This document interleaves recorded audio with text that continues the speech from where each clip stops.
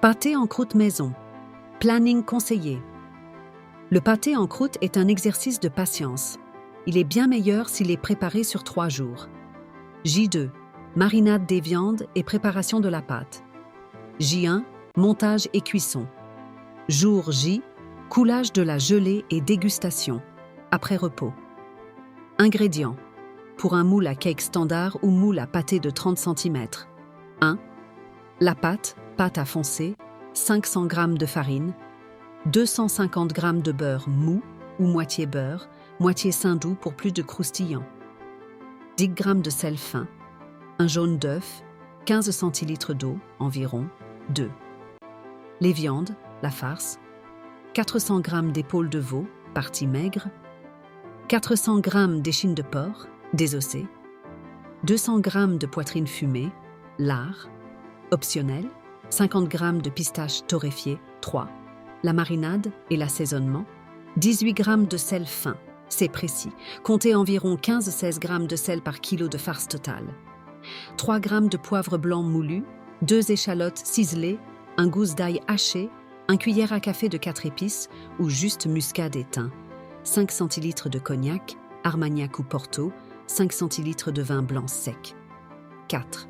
Finition, un sachet de gelée au madère ou gelée maison si vous avez un bon bouillon, un œuf pour la dorure, préparation. Étape 1, la veille, marinade et pâte. 1. La découpe. Coupez l'épaule de veau en lanières ou en gros cubes, environ 2 cm. Ce seront les marquants, les beaux morceaux visibles à la coupe. Coupez l'échine de porc et la poitrine fumée en gros cubes grossiers. Ils seront hachés le lendemain. 2. La marinade.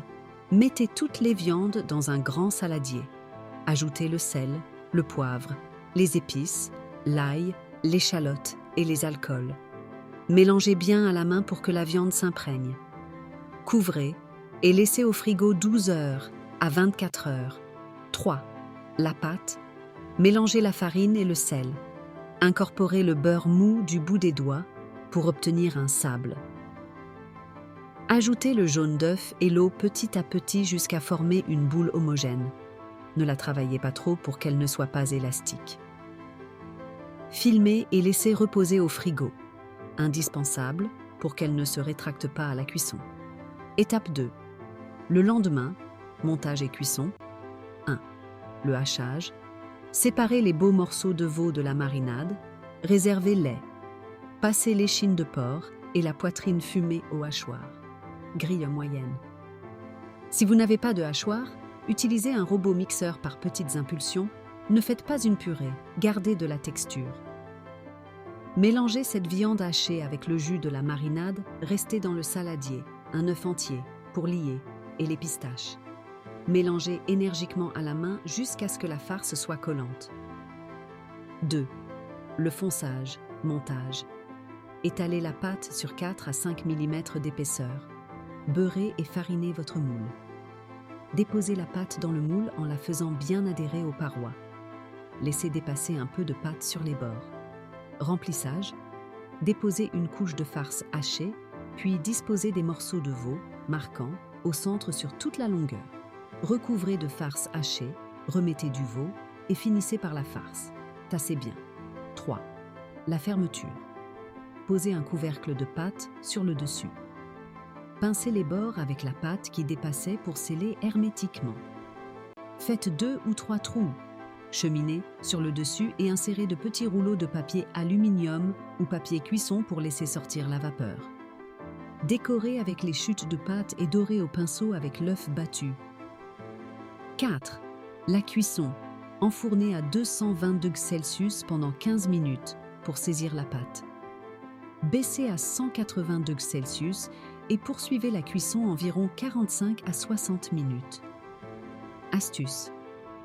Si vous avez une sonde thermomètre, la température à cœur doit atteindre 70 degrés Celsius, 72 degrés Celsius. Laissez refroidir complètement le pâté dans son moule.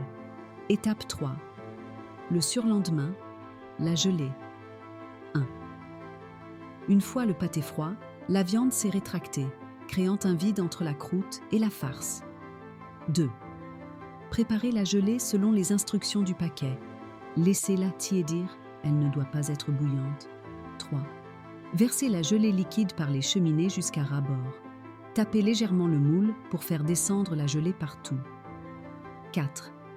Placez au frais au moins 12 heures avant de démouler.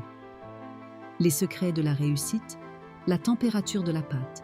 Si votre pâte devient trop molle pendant le montage, remettez tout au frigo 15 minutes. Une pâte froide cuire mieux et sera plus croustillante. L'assaisonnement, c'est le piège des pâtés froids. Le froid atténue le goût. Ne réduisez pas la quantité de sel indiquée, 16 g par kilogramme, sinon votre pâté sera fade. La dégustation. Servez-le avec des cornichons, des petits oignons blancs et une salade verte bien vinaigrée.